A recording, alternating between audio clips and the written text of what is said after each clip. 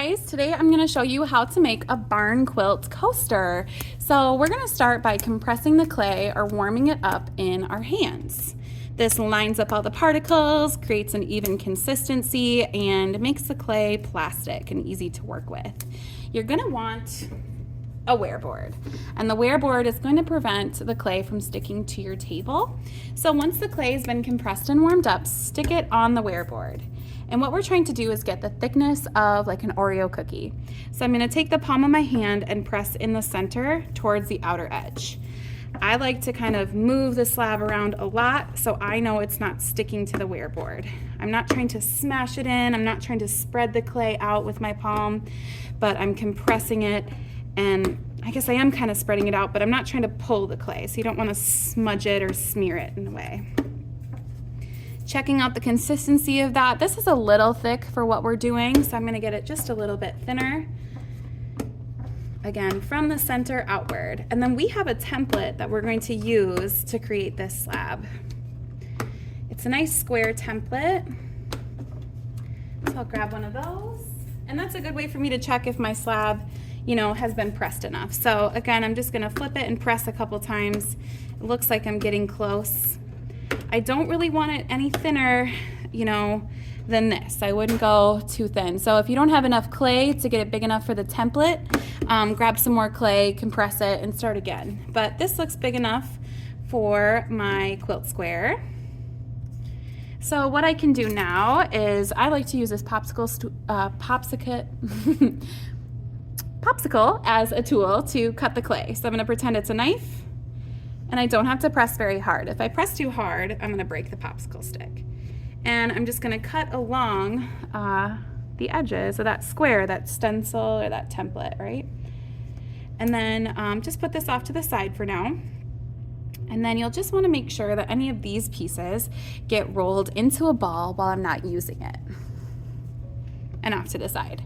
So now I have a nice square, and I'm not gonna worry too much about it being perfect. But I can clean that up later. So you can take a look at both edges and see if one looks better than the other. I'm gonna go with that one. And then you're gonna start to put the design that you made onto your project. So I like this star.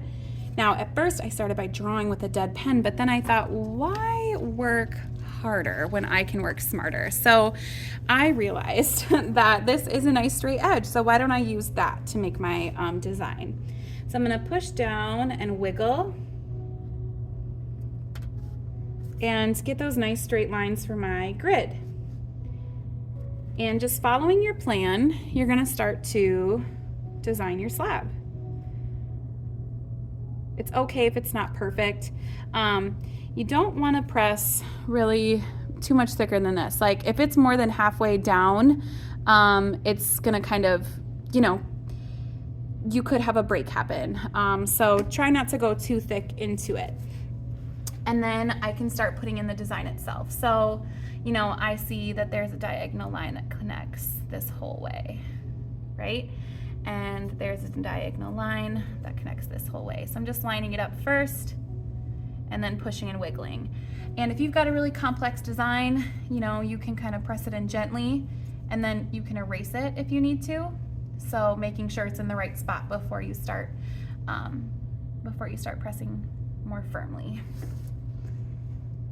It's kind of these cool X's that end up making one of my designs on here that I didn't even realize. All right, and then it looks like they actually continue all the way out here. Remember that you can make up to 4 different designs, or you can do all the designs the same. It's kind of your choice there. You can also draw these designs with the popsicle stick or with the end of a paintbrush. If I were to draw the designs in here, I would just make sure any little dry pieces of clay like this I take and then just like stick into the clay there. So I finished my design. It's time for me to get it kind of put away for now. I'm gonna try to keep it as flat as possible. I don't want to bend it because that could kind of, if I bend it too much when I fire it, it could kind of curl the way I was bending it. So I put the tag board underneath. You'll want to make sure that you either have a paper towel or a piece of tag board between your clay pieces.